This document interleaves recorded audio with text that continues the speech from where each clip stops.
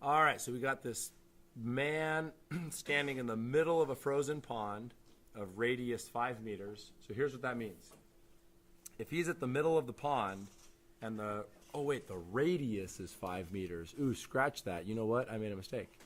The radius is 5 meters. So he's 5 meters from the edge of the pond. I had 2.5. I just saw that. Okay, so 5 meters. He's basically 5 meters from the edge of the pond. He's unable to get to the other side because there's no friction. So what he does is he takes his 1.2 kilogram physics book, and I don't like this at all, not one little bit. He's throwing his physics book. If I ever see you guys throwing your physics book, you're in big, big, big trouble. If you're stuck on a pond, well, I guess in that case, a completely frictionless frozen pond, yeah. Then that's the one time. So he takes his physics book and he throws it, they tell us, to the north. So look, we got north and south. So what I'm going to say is this. I'm going to say that south is positive, north is negative. Set it up like that. South is positive, north is negative. So to figure this out, you know, what they want us to do is they want us to find the time it takes for him to slide to the edge of the pond. Because once he takes this physics book that he's holding in his hand and throws it, the physics book is going to go that way. So I'll call that V2 final, which they actually give us, right? So that's -5, negative just meaning to the left. So then what's going to happen to him? So if he throws the physics book to the left, what's going to happen to the guy? He's going to move to the right, so we'll call that V1 final.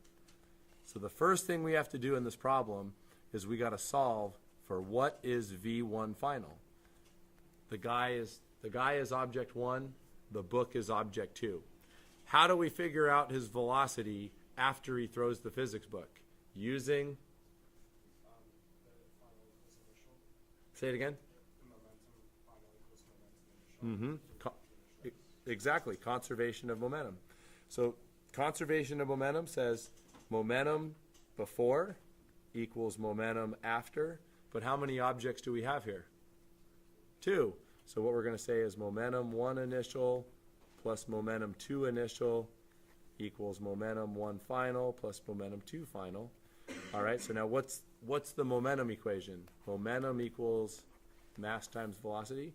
So this will be m1 v1 initial.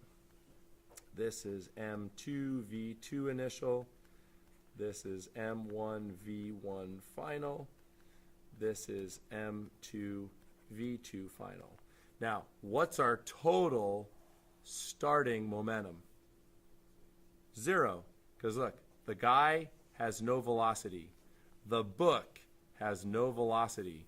So we're starting with 0 momentum.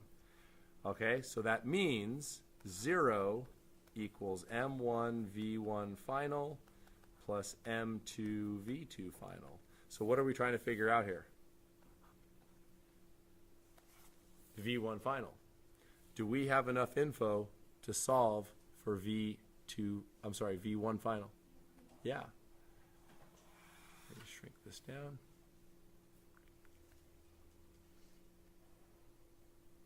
Okay, so doing the algebra, V1 final is going to be negative M2 V2 final over M1. So M2 is the book. That's 1.2 kilograms. V2 final is -5. And then M1 is 74.5 kilograms. So V1 final comes out as positive. Positive meaning what? What does positive mean? To the right or south. We said positive to the right, which we already knew. We already knew he's going to go to the right. So 0.0805 meter per second. So we now know once he throws the book, we know how fast he's going to go. 0.0805 meter per second. Now, we're ready to answer the question. what's the question? How long will it take him to slide to the edge of the pond? So how do we do that? With a kinematic. So can I erase this here? So now we go, we could just use the definition for velocity. The definition for velocity is displacement over time. So time is going to be displacement over velocity. So it's going to be 5 meters over 0.0805, which gives us a time of about 15 seconds. 15, let's see, what does that come out to be? 5 divided by 0.0805. Oh, wait, sorry, not 15. Other way. 62 seconds. Yo. Oh, good question. Okay, notice up here, a 730 Newton man. What are they telling you there? Is newtons, is that mass? That's his weight. What is weight equal to? mg. So his mass is going to be his weight over gravity. So you go 730 newtons divided by 9.8. Or I use 10 meters per second squared for gravity. If you use 10, then you'll get 73. I got 73. Mm-hmm. Using 9.8, his mass is 74.5 kilograms. Huh? His mass? No, I had it here ahead of time, but in the problem, it doesn't give you his mass.